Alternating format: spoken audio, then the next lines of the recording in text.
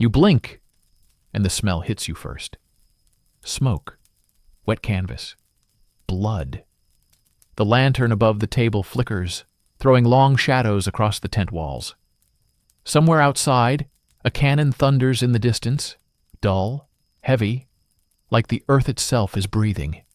Your hands are already shaking, not from fear, from exhaustion. They place another man on the table in front of you. His coat is soaked dark. His breathing is shallow, and the sound he makes is somewhere between a whisper and a scream. You reach for the tools beside you. Cold steel, rough wood handle. And then the realization arrives, quiet, unavoidable. There is no anesthesia. You are not in a hospital. You are a battlefield medic in the Crimean War. Outside this tent, thousands of men are fighting an empire. Inside, you are fighting time. And tonight, this man's life depends on what you decide to do next. Because here, in this place, you are the surgeon, and the war does not wait. This is not a horror story. This is history. The sound beneath the table. The lantern above the table trembles, not from wind, from the ground. You notice it because the flame bends, just slightly, as if something beneath the wooden boards of the field hospital tent has shifted. For a moment you think it is the artillery. The guns have not stopped since morning, but this sound is different, closer. A dull scrape, somewhere below the floor. You hold still. Around you the tent is thick with smoke and sweat and the iron smell of blood. A soldier groans somewhere to your left. Another coughs through clenched teeth. Outside the canvas walls, the Crimean night burns with distant gunfire. But inside this tent, the war feels strangely quiet. Quiet in the way a storm sometimes pauses before returning twice as violent. You wipe your hands on the cloth tied around your waist. The cloth is already dark. Too dark. Tonight has been long. Long even by the standards of this war. And this war has changed what long means. Another lantern flickers near the far table. You see the outline of a young orderly holding a man's shoulders while the surgeon works. The patient tries to scream, but the surgeon has already forced leather between his teeth.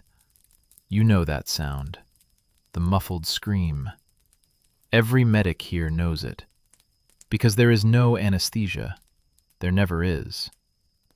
The British Army shipped thousands of rifles to Crimea, thousands of cannons, mountains of powder. But pain relief is a luxury the battlefield rarely allows. You reach toward the tray beside you.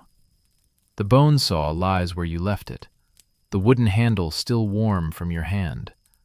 You hesitate. And then the sound comes again, from beneath the table. A scrape. You freeze. The wounded man lying before you notices your pause.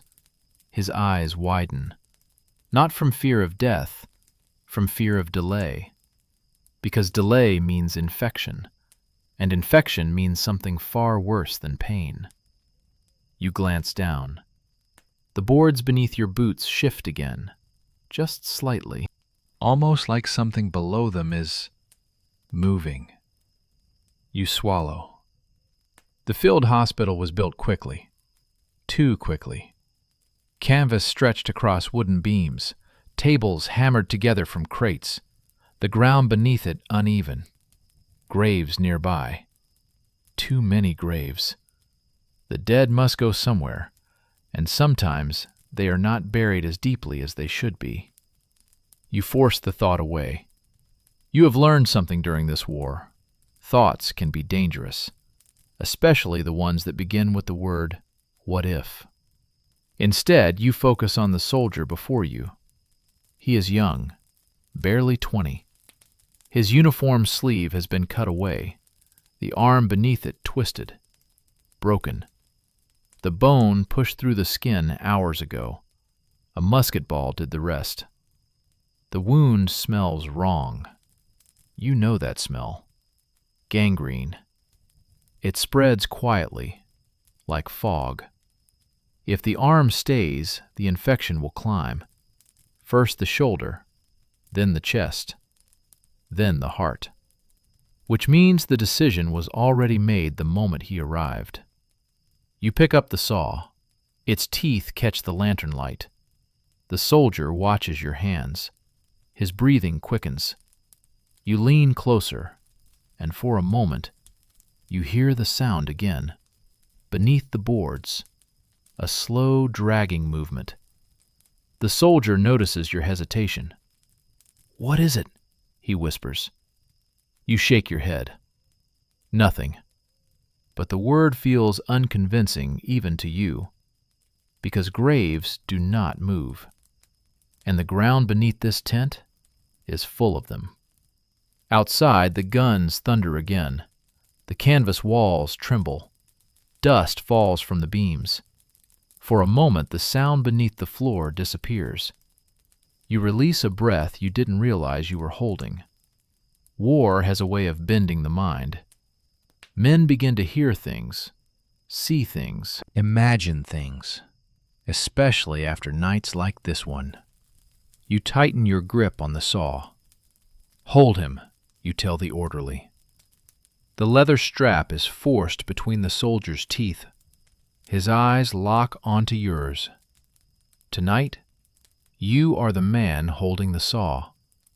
And this table is not the first you have stood beside. Not in Crimea.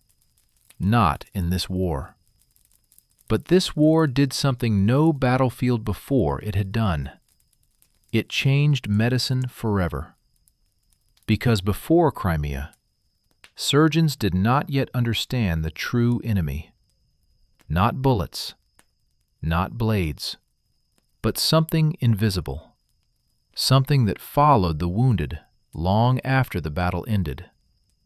And many of the men who died in tents like this one were not killed by war. They were killed by what came after. You raise the saw. The soldier closes his eyes. The lantern flame trembles again. And beneath the floorboards, you hear the scraping sound return. Slower this time. Closer. As if something beneath the earth has begun to wake. You stop. Just for a second. And that second will matter later. Because the truth about what lies beneath this tent is something none of the surgeons here are ready to understand. Not yet. But the war is patient, and the ground beneath Crimea has already begun to reveal its secrets. Just not tonight. Not yet.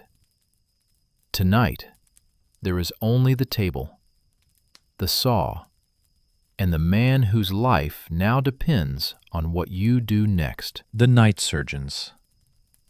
The saw moves. Slowly at first. You guide it with both hands. The soldier's body stiffens the moment the teeth touch bone. The sound is unmistakable. A rough, grinding rasp that fills the entire tent. Some men scream. Others faint. This one does neither. His jaw locks around the leather strap while his eyes stare at the canvas ceiling above you. The orderly presses harder on his shoulders. "Steady," you whisper, but you are not sure whether the word is meant for him or for yourself. Outside, the wind shifts across the Crimean plateau. It carries the smell of smoke from the artillery lines and something else. Rot. The battlefield has been burning all day. Men, horses, wooden wagons shattered by cannon fire. By the time the wounded reach tents like this one, the war has already done most of its damage. The rest is left to you. The rasp of the saw continues. You have learned something about sound since arriving in Crimea. Battle has its own rhythm. cannons, musket volleys, screams. But the quietest sound in war is often the one that decides whether a man lives. The sound of a surgeon working. You pause, not because the cut is difficult, because you hear it again. That scraping noise beneath the boards. Faint, almost swallowed by the noise of the saw. But there, you glance down. Nothing moves. Just packed dirt under the wooden planks. You force your attention back to the wound. The cut is nearly through. One more motion. The bone gives. The arm separates. The soldier convulses once, then collapses into exhausted silence. The orderly exhales. "Still breathing," he says. You nod. That alone is a victory here. You move quickly now. Cloth, pressure, ligatures. The battlefield surgeon learns speed before anything else. In London hospitals, a surgeon might take an hour. Here, 2 minutes can mean the difference between life and death, because infection waits for no one. You wrap the stump tightly.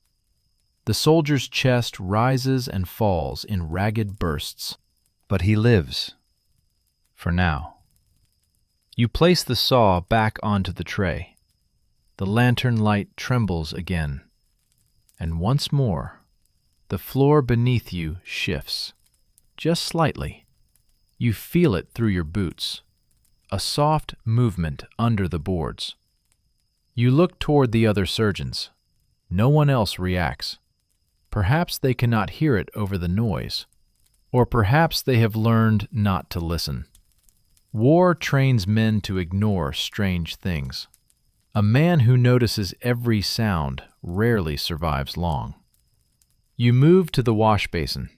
The water is already dark from the last operation. You rinse your hands anyway. Across the tent, another surgeon removes a bullet from a cavalryman's shoulder. He works without looking up. The British Army sent many doctors to Crimea, but they sent them into a nightmare they barely understood. Before this war, most surgeons believed infection came from bad air. They called it miasma. The belief was simple. Rotting smells caused disease, which meant the answer was fresh air, open windows, clean sheets. But the battlefield ignores theory. Here, the air is never clean. The tents are crowded. Tools are reused. Hands move from wound to wound without washing. And the result is something the surgeons have begun to whisper about. Not loudly, never in front of officers, but quietly, in the hours before dawn, because they have noticed something. Men who survive the battlefield often die days later. Not from bullets, not from blades, but from wounds that slowly blacken, skin turning dark, flesh swelling, a fever that burns hotter than the fires of artillery. Gangrene, the silent killer of this war. You dry your hands on a rag. Across the room, the surgeon finishes another amputation. A pile of limbs lies in the corner near the tent wall. Arms, legs, boots still attached to some. The pile grows every night. It will be buried before morning. That is the rule. Bodies outside, limbs inside the trench near the tents. You glance toward the boards beneath your feet again. The sound does not return. Perhaps the ground settled. Perhaps the artillery shifted the soil. Or perhaps something else. The orderly approaches you. "Another one coming." You nod. The stretcher arrives moments later. 2 soldiers carry it carefully through the tent flap. The man on it is barely conscious. Mud covers his uniform. His chest rises unevenly. You pull the blanket aside. The wound is worse than the last. A shell fragment tore through his thigh, the flesh around it already turning gray. Too late to save the leg. You look at the orderly. He already knows. Another amputation. The soldier tries to speak. His lips tremble. No. The word is barely a breath. You place a hand on his shoulder. Listen to me. His eyes search yours. There is no other way. Outside, the guns fire again. The ground trembles. The lantern swings. And beneath the boards, you hear the scraping sound once more. Longer this time. Almost like something dragging itself slowly through the soil. You stop. The orderly notices. What is it? You hesitate, then shake your head again. Nothing. Because the truth is, you do not yet know what you heard. And tonight, there are more urgent problems than mysteries under the floor. You reach for the saw again. The soldier on the table begins to shake. His hands clutch the blanket. His eyes widen. And in that moment, you remember the first lesson every battlefield medic learns. War does not give you time to wonder. It only gives you time to act. You position the blade. The orderly holds the man down. And as the saw begins its terrible work once more, the sound beneath the boards fades again. But not completely. Because somewhere beneath the earth outside this tent, something is still moving. And before this war ends, you will discover why. But that discovery will not come tonight. Tonight belongs to the surgeons, the men who stand between the battlefield and the grave. And in Crimea, that line is thinner than anyone expected. The smell of gangrene. The smell reaches you before the stretcher does. It moves through the tent slowly, like a quiet warning. Sweet, rotten, thick enough that you almost taste it. You have learned to recognize that smell faster than any diagnosis. Gangrene. The soldiers carrying the stretcher know it too. You can see it in the way they move faster, as if distance alone might protect them. They place the wounded man on the table. He is barely conscious. His uniform jacket has already been cut open along one side. Dark stains spread through the cloth like ink through paper. The wound itself is hidden beneath layers of mud, dried blood, and hastily wrapped bandages. You pull the cloth away, and the smell grows stronger. The flesh around the wound has turned a dull gray-green. The skin is swollen, tight, too tight. A faint crackling sound escapes as you press your fingers lightly against the tissue. The orderly beside you looks away. He knows what that sound means. Gas. The flesh itself has begun to decay. In London hospitals, this stage often comes days later. But Crimea is not London. Here, infection moves quickly. The wounded lie in mud. Tools are reused. Bandages are rarely clean. And men are transported across miles of battlefield before they reach tents like this one. By then, the invisible enemy has already arrived.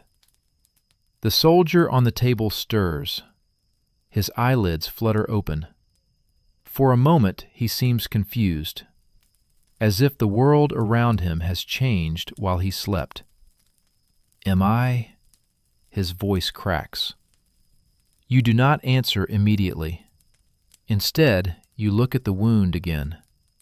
Sometimes there is a choice. Sometimes there is not. This time, there is none. The leg cannot remain.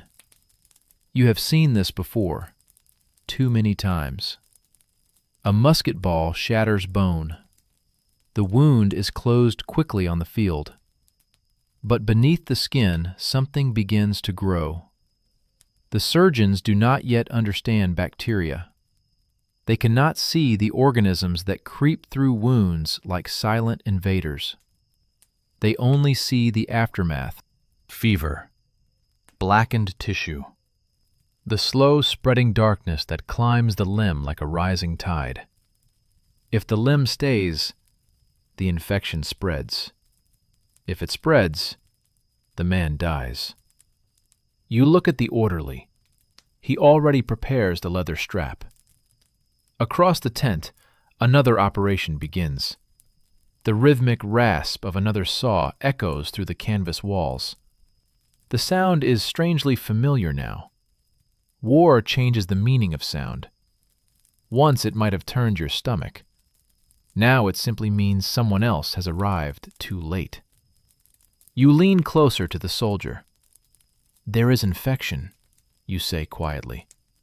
His eyes move slowly toward the wound. Even in the dim lantern light, he can see the color. He understands. Most soldiers do. They have seen what happens when surgeons wait too long. Men screaming in fever, skin turning black, the smell spreading through entire tents. And then, the silence that follows. He closes his eyes, just once, then nods. You reach for the saw again. The wooden handle feels heavier than before, not physically, but in the way decisions sometimes weigh more than tools. Before Crimea, surgeons believed speed was their greatest skill. The faster the operation, the better the chance of survival. Some surgeons prided themselves on removing a limb in less than 2 minutes.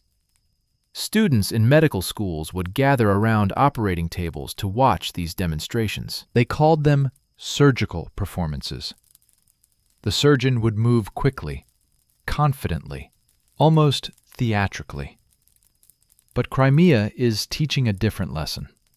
Speed alone is not enough, because even when the operation succeeds, something else may already be waiting.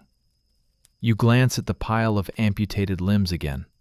Boots still attached. Mud still clinging to leather. Each one represents a man who survived the saw. But survival tonight does not guarantee survival tomorrow. The soldier on your table grips the edges of the wood. The orderly places the leather between his teeth. You pause for a moment. Not because you doubt the decision, because you hear something again, the scraping sound beneath the floor. This time clearer, longer, as if something beneath the earth has shifted position. You look down quickly. The boards remain still, only packed soil beneath them. Perhaps a rat. There are many here. They feed well in wartime. The thought comforts you briefly, but only briefly, because the sound did not quite resemble the movement of a rat. It was heavier, slower. You push the thought aside again. There is no room for imagination in this work. The soldier watches your hesitation. "Please," he whispers. His voice is small now. You nod. The saw touches bone. The familiar rasp begins again. Outside the tent, the wind carries distant shouting from the battlefield. Another wave of wounded will arrive before dawn. It always does. This war has become a machine. Men enter it whole. They leave it broken. And the surgeons of Crimea stand between the two states. You focus on the cut. The leg separates. The orderly moves quickly to bandage the stump. The soldier collapses back against the table, unconscious, alive. You step away from the table. Your hands tremble slightly. Not from the work, from exhaustion. Across the tent, the surgeon nearest the entrance suddenly speaks. "Another convoy coming," You follow his gaze. Through the open flap of the tent, you see lanterns moving across the dark hillside. Stretchers, many of them. Too many. The night is far from over. You wash your hands again. The water is colder now. Outside, the guns fall silent for a moment. And in that silence, you hear it again. The scraping beneath the boards. Longer. Closer. Almost directly beneath the table where the soldier lies recovering. You crouch slowly. Press your ear against the wood. The orderly notices. "What are you doing?" You do not answer. Because now the sound is unmistakable. Something beneath the soil is moving. Not quickly, not violently, but deliberately. A slow, shifting movement. Like earth being pushed aside from below. You stand. The lantern flickers again. Perhaps it is nothing. Perhaps the ground is settling beneath the weight of the tent. Or perhaps the graves near the hospital are not as quiet as the officers believe. But that question will have to wait, because the stretchers are already arriving, and the war does not pause for mysteries beneath the ground. Tonight, there are still many men waiting for the saw, and many secrets buried beneath Crimea that the surgeons have not yet begun to understand. The limbs behind the tent. The night grows colder. You notice it only when you step outside the surgery tent. Inside, the air is thick with lantern heat and human breath. But here, beyond the canvas walls, the wind from the Black Sea moves freely across the dark Crimean plateau. It carries the distant smell of smoke and the quieter smell of something else. Soil. Freshly turned soil. You follow the orderly across the ground behind the hospital tents. Your boots sink slightly into the mud with every step. The war has been here for months now, and the ground remembers everything. Every cannon blast, every burial, every trench dug in haste. Behind the tent stands a shallow pit. Not a grave, not exactly. Something else. You already know what waits there. The orderly lifts the lantern. The light spreads across the pit, and the shadows inside it shift slowly. Arms, legs, boots still attached to some of them. The pile of amputated limbs from tonight's surgeries. They are stacked carefully, though no one ever explains why. Perhaps the surgeons do it out of habit. Perhaps it simply feels wrong to throw pieces of men into the earth carelessly. You kneel beside the pit. The lantern light flickers across pale skin. Mud. Cloth. Blood darkened by cold air. War has a strange way of reducing human bodies to practical problems. Limbs must be removed. Limbs must be buried. And surgeons learn quickly not to ask where those pieces once walked, or what lives they once carried. The orderly clears his throat. Another pit will be needed soon. You nod. The piles grow larger each week.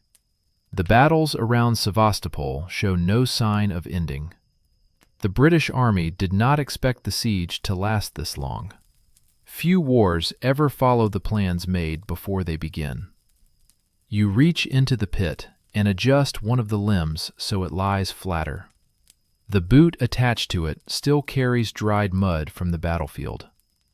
For a moment, your mind does something dangerous. It imagines the man who once wore it. Perhaps a farmer from Yorkshire.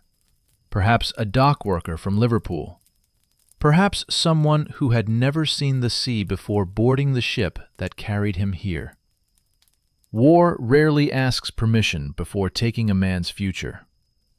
You stand again.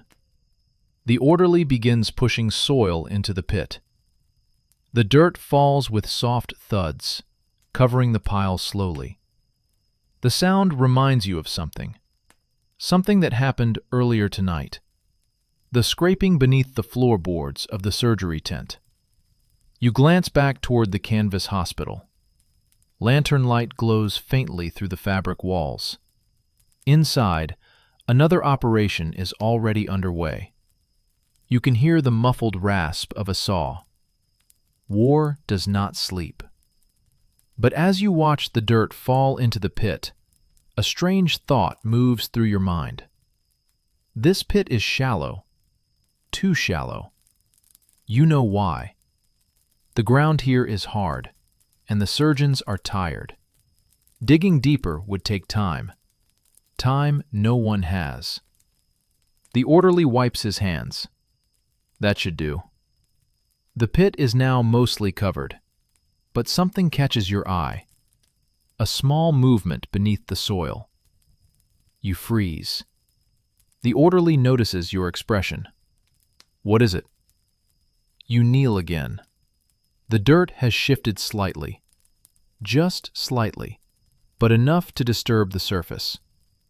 You brush the soil aside carefully. Your fingers uncover the edge of a sleeve. The arm beneath it twitches. Both of you jump back. For a moment, neither of you speaks. The orderly stares into the pit. That can't be right. You lean closer again. The arm moves once more. A weak spasm. Then stillness. You exhale slowly. Reflex. The orderly nods. Of course. It happens sometimes. Muscles continue reacting even after separation from the body. Surgeons know this. Students in medical schools sometimes witness it during dissections, but knowing something intellectually and seeing it in the lantern light of a battlefield night are two very different things. You brush the dirt back into place. The arm disappears beneath the soil again. The orderly finishes filling the pit. Soon, the ground looks almost undisturbed. Almost. You stand and stretch your aching back. Across the camp, the distant guns flash along the horizon. Sevastopol still burns. The siege has turned the Crimean Peninsula into a graveyard of men and animals alike. But something else happened during this war. Something few people expected. Because Crimea is changing medicine. Not through textbooks, not through lectures, but through horror. The wounded here arrive faster than surgeons can treat them. Tents overflow. Hospitals collapse under the weight of infection. And for the first time, doctors begin to suspect something deeper is wrong. Something invisible. Because even when operations succeed, many men still die days later. Their wounds blacken. Their skin swells. Fever climbs beyond anything surgeons have seen before. The cause remains a mystery, but some doctors are beginning to ask dangerous questions. Questions about cleanliness, about tools, about the invisible things carried from wound to wound. Ideas that will one day change the entire practice of surgery. But tonight, those ideas are still only whispers. You begin walking back toward the hospital tent. The wind has grown stronger. The lanterns flicker. And as you step across the wooden threshold once more, you feel the boards shift beneath your boots again. The same subtle movement from earlier. The orderly stops beside you. Did you feel that? You nod slowly. For a moment, both of you stand still, listening. The surgeons inside the tent continue their work. The rasp of steel on bone echoes softly. Then it comes again, the scraping sound beneath the floor. Longer this time. Not from the pit outside, from deeper beneath the ground. Something dragging slowly through the soil. The orderly whispers, "Rats?" Perhaps. Crimea has many of them. But something about the sound feels wrong. Too slow, too heavy. You look toward the table where the last patient lies, recovering from surgery. His chest rises and falls weakly. The lantern light flickers across the boards beneath him. And for the briefest moment, the wood shifts again, as if something beneath the tent is trying to move. You straighten slowly. War has already taught you many unpleasant truths, but the earth beneath this hospital may still be hiding one more. And before this night ends, you may discover exactly what it is. The night of the surgeons. The lanterns burn lower now. It is the hour when exhaustion settles into the bones of everyone inside the tent. Not the sharp tiredness of a long day, something heavier, something that moves slowly through the body like cold water. You feel it in your hands. Your fingers ache each time they close around another instrument. The orderly notices. "You should sit," he murmurs. You shake your head. No one sits here. Not when stretchers still arrive through the tent flap. Not when the surgeons know another convoy is moving across the dark fields outside. Because night is the busiest time in a war. Battles slow when the sun disappears, but the wounded keep coming. You move toward the far table. Another patient waits. His coat has already been removed. His chest rises unevenly beneath the lantern light. A musket ball has passed through the side of his rib cage. The wound itself looks small, deceptively small. But wounds like this often hide their worst damage deeper inside. You press your fingers carefully along the ribs. The soldier groans. A wet sound follows his breath. You glance at the surgeon beside you. He hears it too. Fluid inside the chest. Blood, or worse. He leans closer. For a moment, the two of you exchange a look. No words are necessary. Some wounds cannot be repaired. Not here. Not with the tools available. The soldier opens his eyes. He searches your face for an answer you cannot give. "Will I?" His voice fades. You place a hand on his shoulder. Sometimes the kindest lie is silence. The surgeon beside you adjusts the blanket over the man's chest. It is the quiet signal used in field hospitals. This patient will not go to the operating table. He will go somewhere else, outside the tent, where the dying wait. You step away slowly. War teaches strange skills. One of them is recognizing when a life cannot be saved. You wash your hands again. The water basin is nearly black now. Across the room, another surgeon works quickly. The rasp of the saw begins again. You notice something about the surgeons here. They move differently than doctors in London hospitals. Faster, sharper. Their hands rarely hesitate. The Crimean War forced medicine into a brutal new pace. Before this war, many surgeons operated only occasionally. But here, they perform dozens of amputations every week. Some nights, dozens in a single tent. The speed of surgery becomes survival. The faster the limb is removed, the less blood the patient loses. Some surgeons become famous for their speed. There are stories whispered among the medical staff, stories of surgeons removing a leg in under 2 minutes. Students once gathered in London theaters to watch such demonstrations, but those theaters had polished floors, clean aprons, bright light.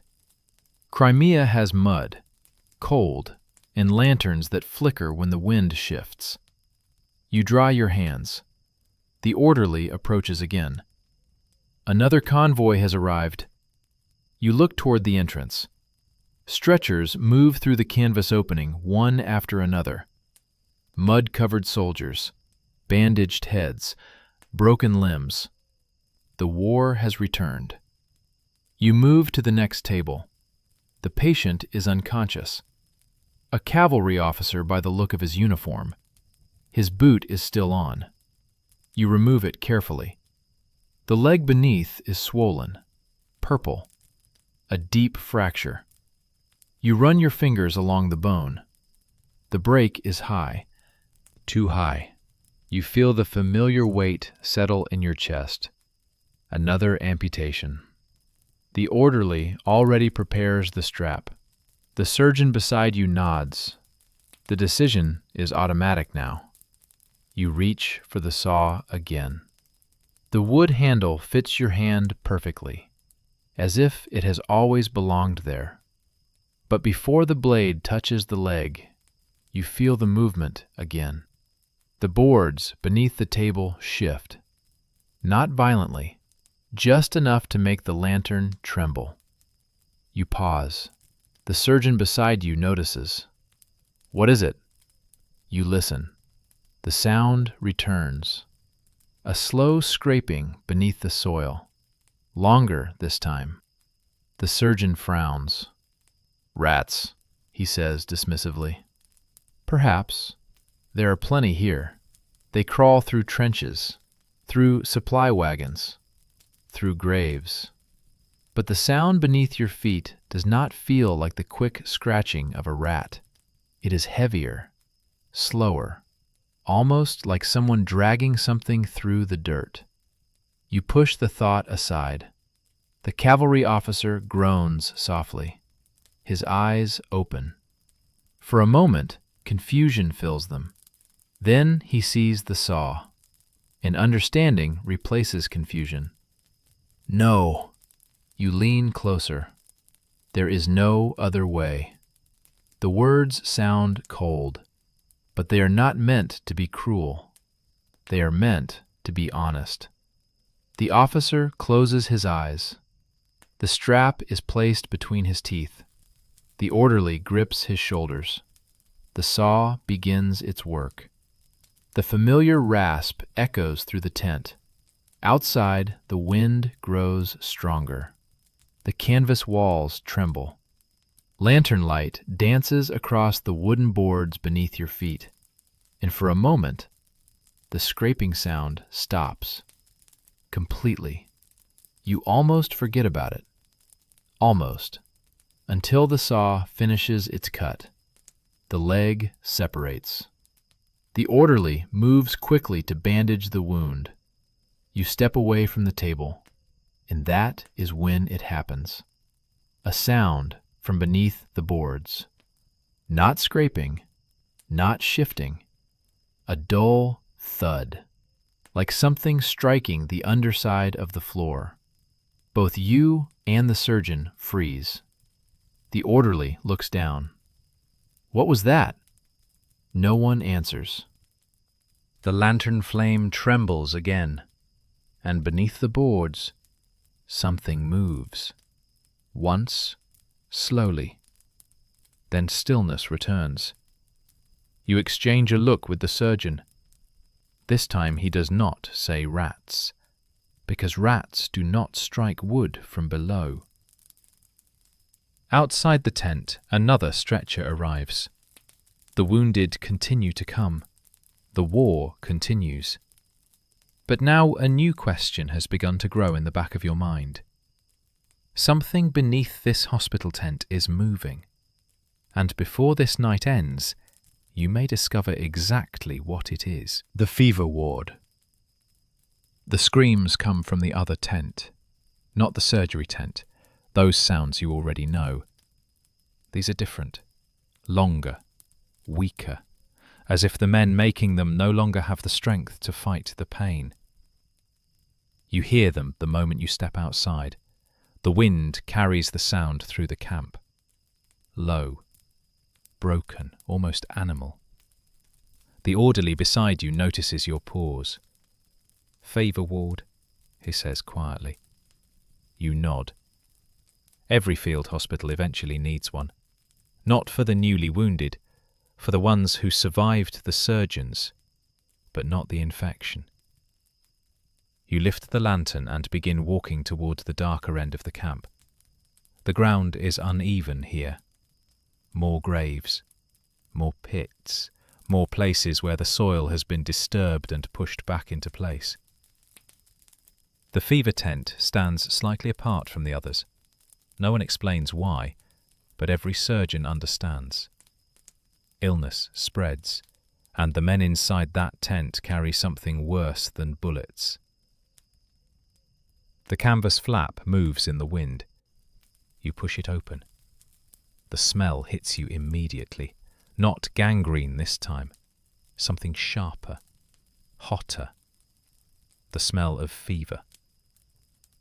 Inside, the lantern light is dim. Only 2 lamps burn along the central pole. Rows of cots fill the tent. Men lie beneath blankets. Some whisper. Some shake uncontrollably. Others lie completely still. The surgeon already working here glances up as you enter. His face is grey with exhaustion. You came from the surgery tent? Yes. He nods slowly. Then you should see this. He leads you toward the nearest cot. The soldier lying there survived an amputation 2 days earlier. You recognize the bandages. You remember the operation. He should have been recovering. Instead, his skin glistens with sweat. His breathing comes in shallow bursts. His eyes stare at something far beyond the tent roof. You touch his forehead. The heat is startling. Fever, you whisper. The surgeon nods. Started this morning. You pull the blanket aside. The wound is swollen, angry. The skin around the stitches has darkened. You have seen this pattern too many times now. The surgery succeeds. The bleeding stops. The patient lives. For a day, maybe 2. Then the fever begins, and soon after, the infection spreads through the body like fire through dry grass. You step back. How many? The surgeon gestures toward the rows of beds. 8 tonight.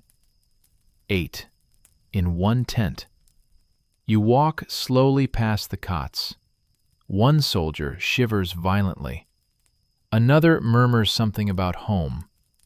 A third grips the blanket so tightly his knuckles have turned white. The surgeon lowers his voice. We thought it was the air. Miasma. The old explanation. Rotting smells spreading illness. But something about this war has begun to challenge that belief. Because the pattern does not follow the air. It follows the wounds, the tools, the hands of the surgeons themselves. You move to the next cot. This soldier survived a chest wound, yet the fever burns through him just the same. You lean closer. His lips move slightly. What did he say? The orderly asks. You listen again. The soldier whispers one word. Cold. You pull the blanket higher around his shoulders. The irony is familiar. Men burning with fever often feel frozen. The surgeon beside you sighs. We lost 3 yesterday. He points toward the far end of the tent. 3 empty cots. The blankets folded neatly. Buried this morning. You nod slowly. Something about this war is changing the way doctors think. For the first time, surgeons begin to suspect that infection might travel, not through air, but through contact, through the same instruments used on patient after patient, through hands that move from wound to wound. The idea is dangerous, because if it is true, then surgeons themselves may be spreading death without knowing it. The surgeon beside you rubs his eyes. London will never believe it. Perhaps not, but Crimea is not London. Here the evidence grows every day. Another soldier begins coughing violently. The sound echoes through the tent. The fever ward feels strangely alive, as if the illness itself moves quietly from bed to bed. You step outside again. The night air feels colder now. Behind you, the fever ward continues its quiet suffering. Ahead lies the surgery tent, and the work waiting there. But before you take another step, you feel it again. The movement beneath the ground, a faint vibration under your boots, followed by the now familiar scraping sound. Closer than before. You look toward the surgery tent. Lantern light glows faintly through the canvas. Whatever is moving beneath the ground is directly under that tent now. The orderly hears it too. "What is that?" You shake your head slowly, because you still do not know. But something beneath the soil of this hospital camp is shifting, and the war above it may not be the only struggle taking place tonight. You walk back toward the surgery tent. The boards creak as you step inside. The surgeons continue working. The rasp of steel echoes again. But beneath that sound, you hear something else. A slow pressure from below, as if the earth itself is trying to breathe. And somewhere beneath those boards, something is trying to come up. The buried camp. The night has grown quieter. Not peaceful. War is never peaceful. But quieter in the way a battlefield sometimes becomes when both sides pause to breathe before the next storm of cannon fire. Inside the surgery tent, the lanterns burn low. The surgeons continue their work, though their movements have slowed. Even the saw moves more carefully now. Exhaustion changes the rhythm of every motion. You step outside again. Cold air fills your lungs. For a moment you simply stand there, listening. The camp spreads across the dark hillside like a scattered village of canvas and lantern light. Rows of tents, supply wagons, stacks of ammunition crates, and everywhere, freshly disturbed soil. You notice something now that you had not fully understood before arriving in Crimea. Hospitals and graves grow together. Where the wounded gather, the dead soon follow. You walk slowly toward the edge of the camp. The lantern in your hand throws long shadows across the ground. Behind the hospital tents lie the burial trenches. Not individual graves. There are too many bodies for that. Instead, the soldiers dig long, narrow trenches in the earth. Men are laid side by side, blankets pulled over their faces. The soil returned quickly before dawn. War has no patience for ceremony. You approach one of the trenches. The ground here looks recently turned. The shovel marks are still sharp. You crouch beside the disturbed earth. It was filled tonight, perhaps an hour ago, perhaps less. Somewhere nearby, a horse snorts in the darkness. You listen again, and there it is, the sound you heard beneath the tent earlier. A slow movement beneath the soil. This time, it is unmistakable. The earth shifts slightly, just enough for the lantern light to reveal it. You lean closer. Your breath clouds the cold air. For a moment, nothing happens. Then the ground moves again. A soft push from below. The soil rises, just slightly. The orderly who followed you stops beside the trench. He sees your expression. What is it? You point to the ground. He stares. The earth trembles once more. Then something presses against the surface from below. Both of you step back instinctively. The orderly whispers, "That's impossible." You say nothing, because there are only two explanations. The first is rats. But rats move quickly. They scratch, They dig sideways. This movement is slow, deliberate. The second explanation is something surgeons rarely say aloud, but every battlefield doctor has heard the stories. Stories whispered in hospital corridors, stories that medical students joke about until they see the truth themselves. People buried before death. You kneel again, carefully. The soil shifts once more. Something beneath it moves. You brush away a small layer of dirt.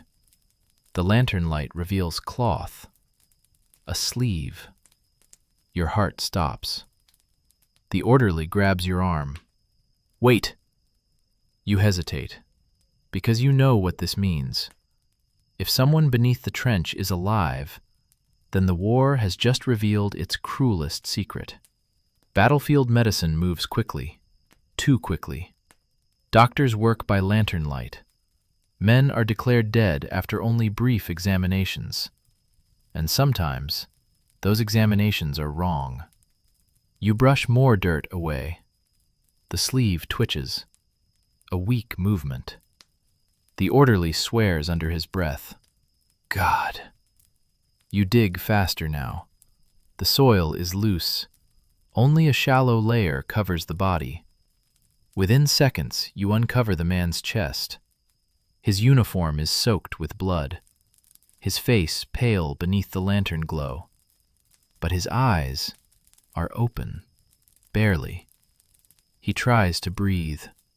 The sound is faint, a shallow rasp. You feel the shock move through your body like ice water. The orderly stares. He was buried tonight. You nod slowly, which means the man was declared dead less than an hour ago. This fear is not new. In Europe, people have whispered about it for centuries. The terror of being buried alive. Doctors sometimes hold mirrors to the mouth of a patient to detect breath. Others listen for a heartbeat with primitive stethoscopes. But on the battlefield, time is the enemy. Hundreds of wounded arrive. Doctors must move quickly. And sometimes the line between life and death becomes dangerously thin. You pull the soldier from the trench. He gasps once as the cold air reaches his lungs. The orderly kneels beside you. Can he live? You examine the wound quickly. A deep gash across the abdomen. Bad. Very bad. But not instantly fatal. If he had remained beneath the soil much longer, he would have suffocated. You lift the lantern higher, and that is when you notice something else. The trench where the soldier lay is not alone. There are several more beside it, freshly filled. You stare at them. The orderly follows your gaze. Neither of you speaks for a long moment, because a terrible question has just appeared. If this man was buried alive, how many others might be beneath the soil tonight? The soldier coughs weakly. His hand grips your sleeve. You lean closer. His voice is barely a breath. They thought I was gone. You nod gently. Not tonight. You lift him carefully. The orderly grabs the lantern. Together you begin carrying the man back toward the hospital tents. Behind you, the burial trench lies silent again. But now the silence feels different, because you know something that the rest of the camp does not yet understand. The war above ground is terrible enough, but beneath the soil of Crimea, another horror waits. And tonight, you have only just begun to uncover it. The man who was buried.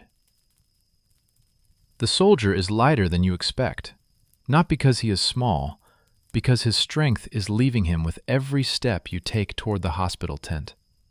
The orderly walks beside you holding the lantern high. Its trembling light throws long shadows across the ground. Behind you, the burial trench disappears again into darkness. But now, you cannot stop thinking about it, about the other trenches, about the men beneath them. The soldier coughs once, a weak sound. His hand grips your sleeve with surprising strength. You lean closer. "Stay awake," you whisper. His lips move, but the words are barely audible. You reach the surgery tent. Inside, the surgeons pause when they see you carrying a man who should already be buried. The nearest surgeon lowers his tools. "What happened?" You lay the soldier on the nearest table. "Trench burial," you say quietly. The surgeon stares. "For the dead?" You nod. He wasn't. The words settle over the room like cold air. For a moment, no one speaks, because every surgeon here knows this fear, not as a rumor, not as a story, but as a possibility. The orderly removes the blanket from the soldier's body. The wound across his abdomen is deep, but not immediately fatal. The surgeon beside you leans closer with the lantern. The light trembles across the man's pale skin. "Pulse?" You press your fingers to the soldier's neck. Weak, but steady. He lives.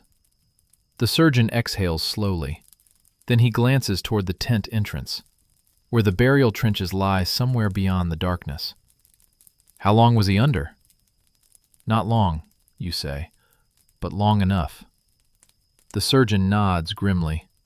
For centuries, doctors feared exactly this, declaring death too quickly.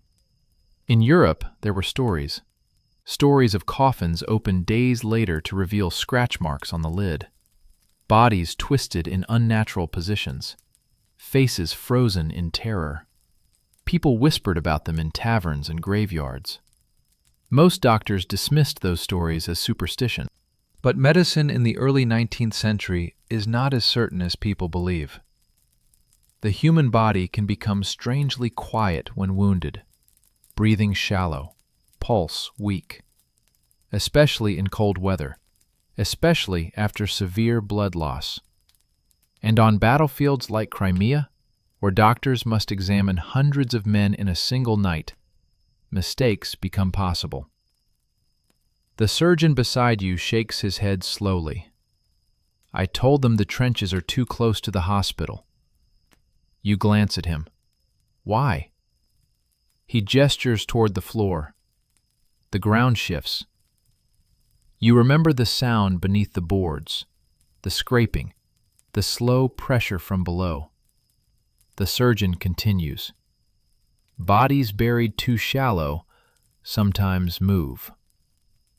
The orderly swallows. "Reflex?" "Sometimes," the surgeon replies. "Sometimes not."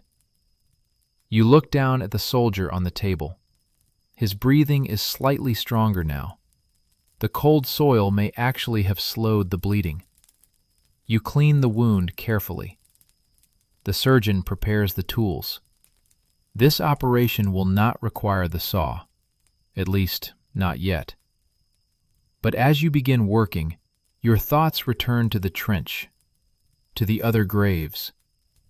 You lean closer to the surgeon. "How many buried tonight?" He thinks for a moment. 23. The number hangs in the air. 23 men declared dead. 23 bodies placed into the soil. And one of them was alive. You tighten the bandage around the soldier's abdomen. He groans softly, but does not wake. The surgeon wipes his hands. Across the tent, another amputation begins. The rasp of the saw echoes again. War continues. But something else has changed tonight, because the burial trenches now carry a different meaning. They are no longer just places for the dead. They are places where mistakes might be hiding. You step outside the tent again. The orderly follows. The wind has grown stronger. It moves through the camp, carrying distant voices from the trenches and the smell of fresh earth. You walk toward the burial site once more. The lantern light reveals the trenches again, rows of disturbed soil. The orderly hesitates. You're not thinking. You kneel beside the nearest mound. The soil is still loose. Your fingers brush the surface. The earth feels warm, warmer than it should be, because bodies beneath the soil still hold heat for hours after death. You press your ear close to the ground. For a moment you hear nothing. Then, a faint sound. Not movement, not breathing, something else. A slow shifting beneath the earth. Your heart begins to pound. You stand slowly. The orderly watches your face. What did you hear? You look toward the surgery tent. Lanterns flicker through the canvas walls. The surgeons inside continue their work. But the ground beneath this camp has already begun revealing something terrible. You look back toward the burial trench. 23 men were buried tonight. And now you know, at least one of them was alive. Which means a question has begun to grow in your mind. A question that will not leave you alone. How many others are still down there? The graves that move. The wind rises across the Crimean hillside. Canvas tents ripple softly in the darkness. Lanterns sway. Their light stretches across the rows of burial trenches like thin golden threads. You stand beside one of those trenches, listening. The camp behind you continues its restless rhythm. Surgeons working, orderlies running, stretchers arriving through the night. War has its own machinery, but here, beside the freshly turned soil, the world feels strangely still. You kneel again. The earth is loose beneath your fingers. Too loose. Burials during war rarely go deep. There is no time, no manpower, no ceremony. The dead are wrapped quickly, laid into shallow trenches, covered before sunrise. You brush the surface of the soil again. The lantern trembles in the orderly's hand. For a moment the ground remains silent. Then, a faint movement beneath it. Not strong, not violent, but enough to disturb the dirt. You stop breathing. The orderly steps backward. You see it too? You nod slowly. The soil shifts again. A small crack opens in the surface, just enough to release a faint sound, a muffled breath. Your stomach tightens. You grab the shovel, leaning against the trench wall. The orderly lifts the lantern higher. You begin digging. The dirt is soft.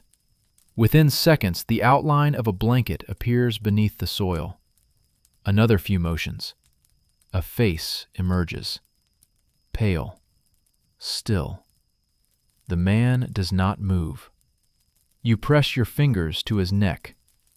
Nothing. No pulse. The orderly exhales sharply. Dead. You sit back slowly. Perhaps the movement was only the shifting of the soil. Perhaps the wind. Perhaps the body settling beneath the earth. But the fear remains. Because the man you pulled from the trench earlier should have been lying here instead.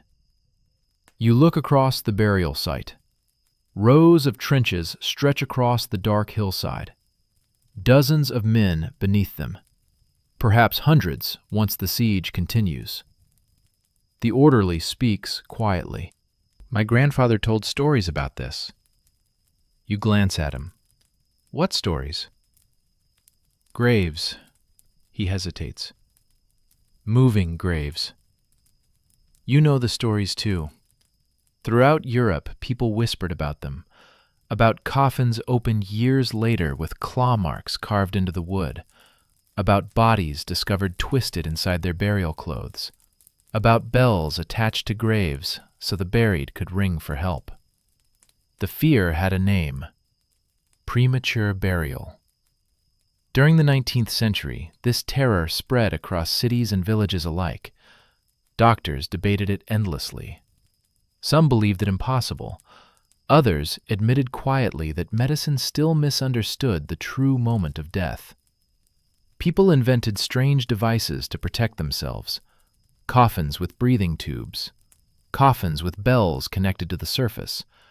Some even designed mechanisms that could open the lid from inside. You stand slowly. Crimea has no such devices, only shallow trenches. The orderly looks toward the surgery tent. If one man was buried alive... He does not finish the sentence, but the thought hangs in the air between you, because the answer may be worse than either of you want to imagine. A sudden shout from the camp interrupts your thoughts. You turn. Another convoy has arrived. Stretchers move through the lantern light again. War continues. You drive the shovel back into the soil beside the trench. The ground feels colder now, the wind stronger. The orderly lowers the lantern slightly. You think it could happen again? You look toward the graves, then toward the hospital tent. The answer forms slowly in your mind. Yes. Because battlefield medicine moves too fast. Doctors examine men quickly, sometimes only seconds. They search for breath, for pulse, for signs of life. But wounded bodies do strange things. Shock slows the heart. Blood loss weakens the pulse. Cold air can quiet breathing until it becomes nearly invisible. And on nights like this one, mistakes become possible. You return to the tent. The surgeons inside barely notice your absence. Another amputation is underway. The saw moves steadily through bone. The rasp fills the air again. The soldier on the table screams through the leather strap. You move toward the wash basin. The water has grown almost black. You rinse your hands slowly.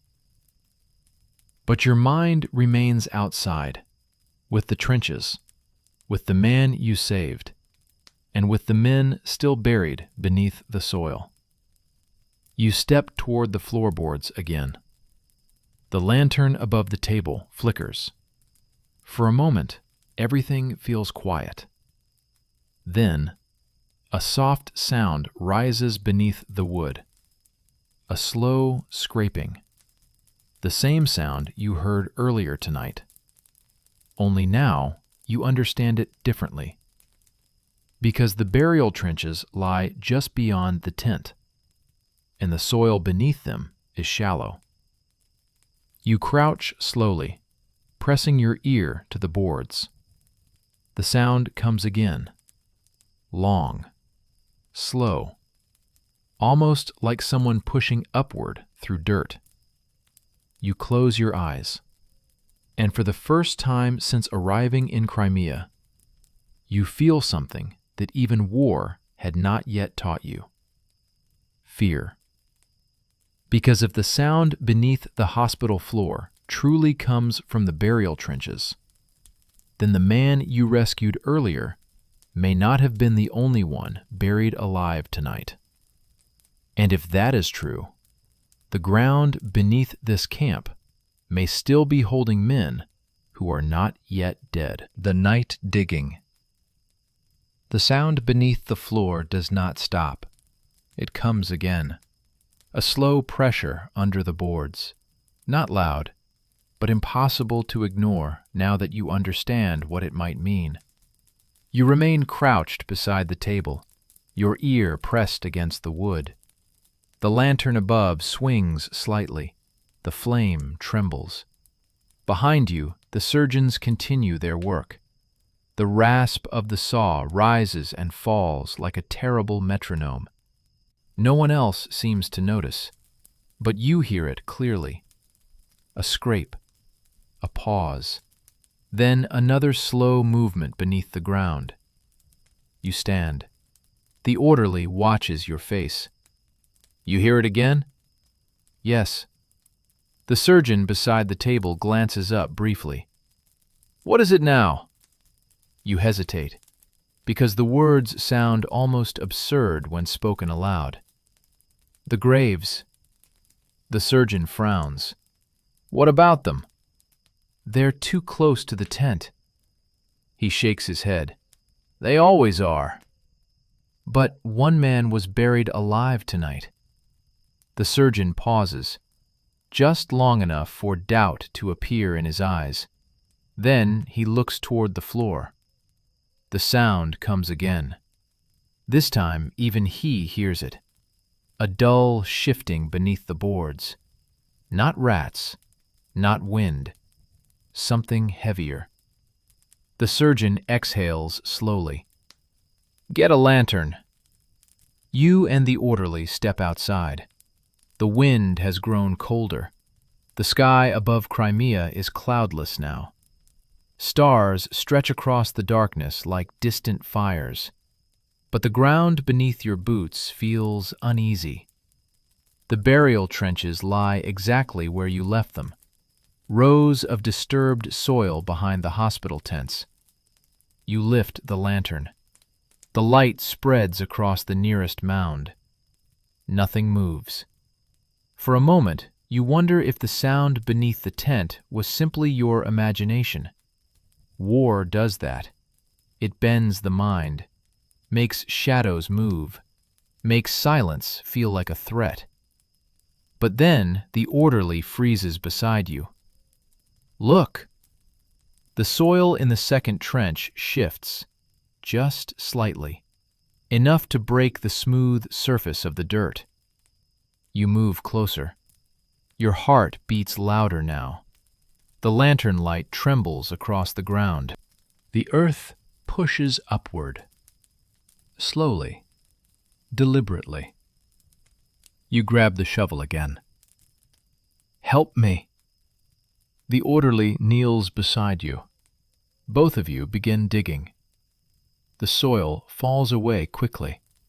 Within seconds, the shape of a blanket appears. Then a shoulder. Then a hand.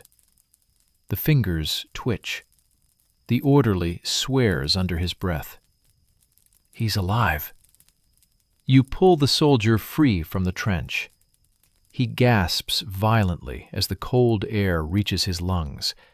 His chest rises in frantic breaths. The lantern light reveals a deep wound across his side. He was declared dead earlier tonight, buried, and left beneath the soil. You drag him away from the trench. The orderly presses a cloth against the wound. The soldier's eyes flutter open. For a moment, he does not understand where he is. Then he sees the hospital tents, the lanterns, and you. They buried me, he whispers. You nod slowly. Yes. The soldier begins to tremble, not from cold, from shock. The orderly looks back toward the trenches. How many more? You follow his gaze. The burial rows stretch across the hillside. Too many to count in the darkness. 23 buried earlier tonight. 2 already alive. The realization spreads slowly through your mind. If 2 men were declared dead by mistake, there could be more. You stand, the shovel still in your hand. The orderly understands immediately. We check them. You move to the next mound. The soil here is firmer, but not untouched. You dig again. The lantern casts wild shadows as the dirt falls aside. Blanket. Boot. Stillness. You check the pulse. Nothing. You move to the next trench. Dig again. Another body. Still. Cold. Dead. The orderly exhales slowly. Perhaps the 2 men were simply terrible mistakes. Perhaps the others truly are gone. But then, a faint sound reaches your ears. Not from the trench you are digging, from somewhere else, behind you. You turn. The lantern light spreads across the burial rows. At first, you see nothing. Then, the soil shifts. A mound several feet away moves slowly upward. The earth cracks. The orderly whispers, "God." You run toward it. The shovel strikes the soil again. Dirt flies aside. A hand emerges from the ground. The fingers claw weakly at the air. You grab the wrist and pull. The soldier's face breaks through the soil. His mouth opens in a silent gasp. He inhales violently, air rushing into lungs that have been starving for breath. The orderly drags him free from the trench. 3 men buried alive tonight. You look across the burial rows again, and suddenly the ground does not look quiet anymore. It looks uncertain, as if the earth itself might shift again at any moment. The orderly wipes sweat from his face. What do we do? You stare at the trenches, at the shallow soil covering the dead, at the lantern light trembling across the ground.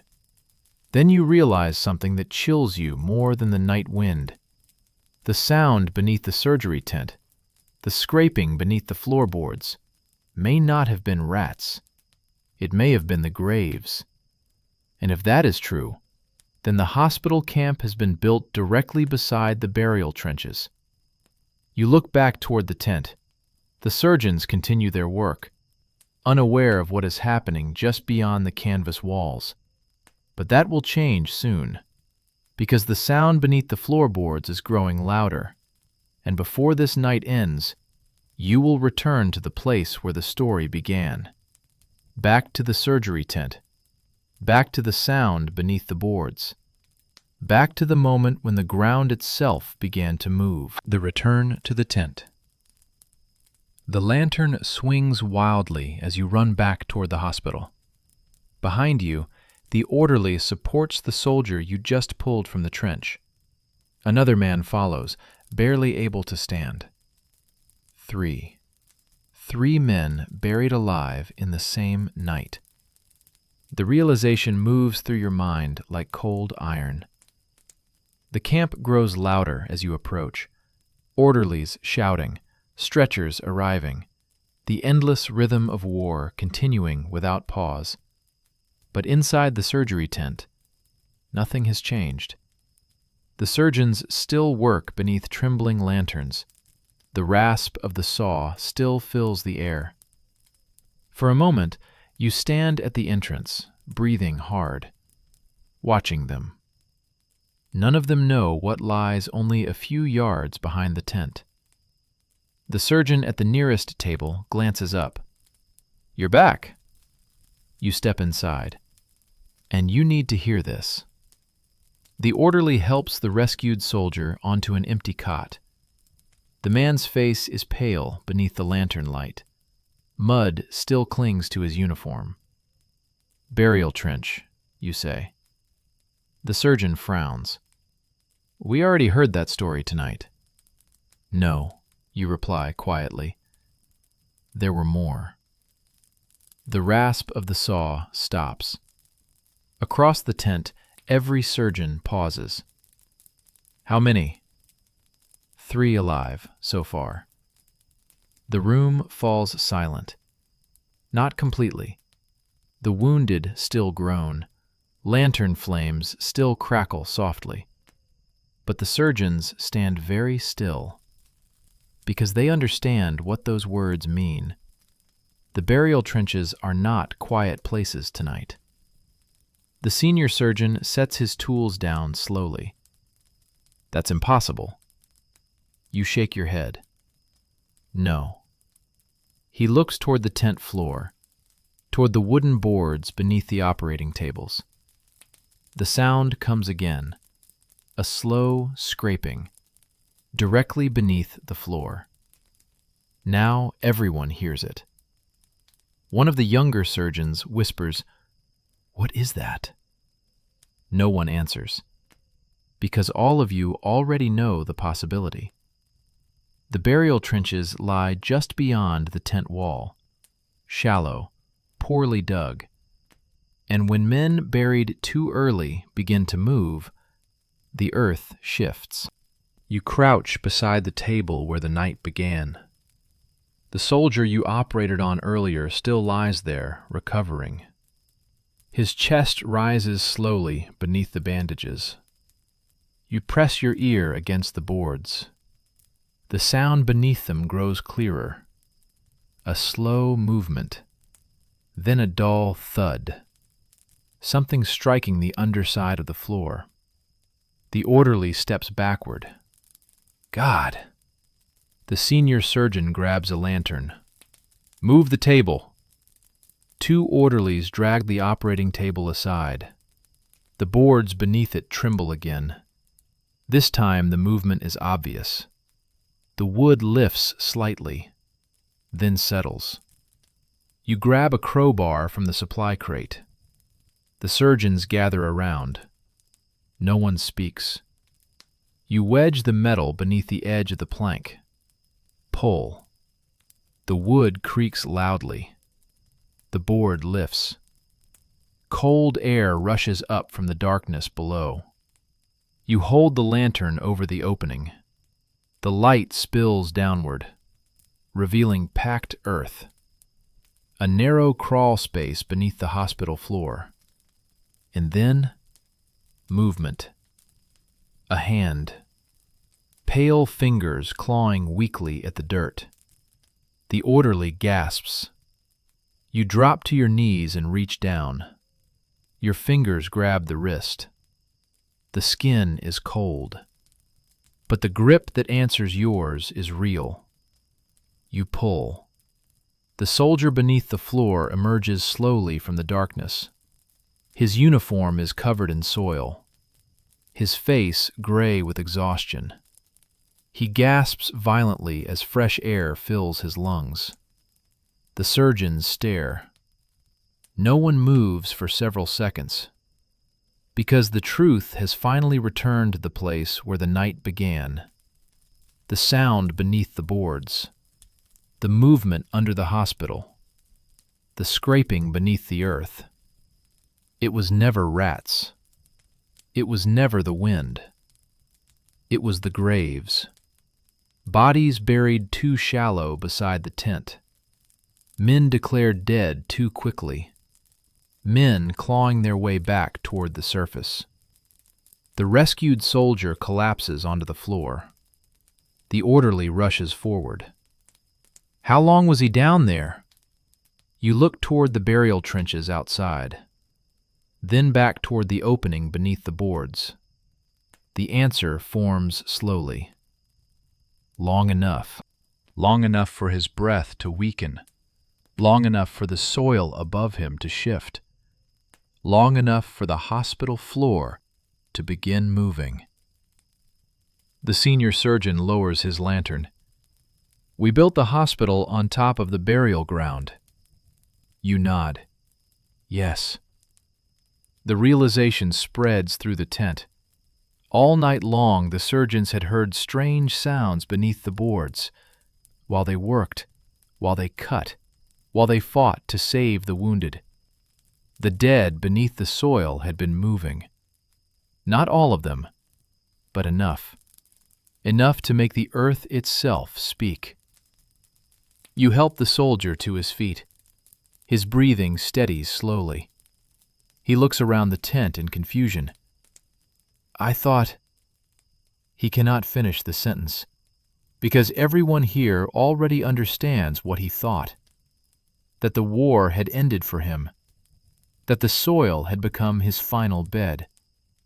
But tonight, the earth refused to keep its silence, and the surgeons of Crimea have just learned something terrible. The line between life and death is thinner than anyone believed. And on nights like this one, even the graves may not be certain. The ground remembers. The soldier sits quietly on the wooden crate, wrapped in blankets, breathing slowly, alive. Around him, the hospital tent has grown strangely silent. Even the surgeons seem hesitant to return immediately to their work. The opening beneath the floorboards remains uncovered, a dark square cut into the wooden planks. The lantern light falls into it like a narrow tunnel of gold. You kneel beside the hole again, looking down. The packed soil beneath the tent appears calm now, still. But only moments ago, a man crawled upward through that earth. A man who should have been buried. A man who should have been dead. The senior surgeon exhales slowly. We cannot leave the graves here. You nod. The truth is obvious now. The burial trenches must be moved farther from the hospital. Deeper. Better marked. Tonight has shown what happens when war rushes even the most basic rituals. The surgeon wipes his hands, his voice quiet.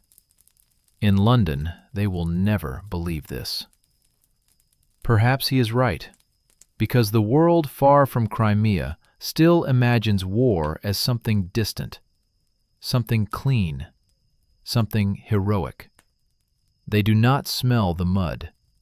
They do not hear the saw, and they certainly do not see the burial trenches. But the men here, the surgeons, orderlies, and wounded soldiers, will remember this night. You stand slowly. Outside, the wind moves across the camp again, carrying the distant rumble of artillery from the direction of Sevastopol. The siege continues. The war will last many more months. Many more men will arrive at tents like this one. Many more operations will be performed beneath flickering lanterns. And many more graves will be dug. But something has changed tonight. Because this war is already reshaping medicine. The doctors here have begun to understand that speed alone cannot save the wounded. Cleanliness matters. Careful examination matters. The certainty of death must never be assumed too quickly. Lessons paid for in blood, and sometimes in soil. You walk toward the entrance of the tent. The night sky above Crimea is filled with stars. Cold, sharp, unmoved by the suffering below.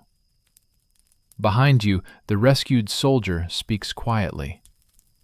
I heard the shovels. You turn. What do you mean? He swallows slowly.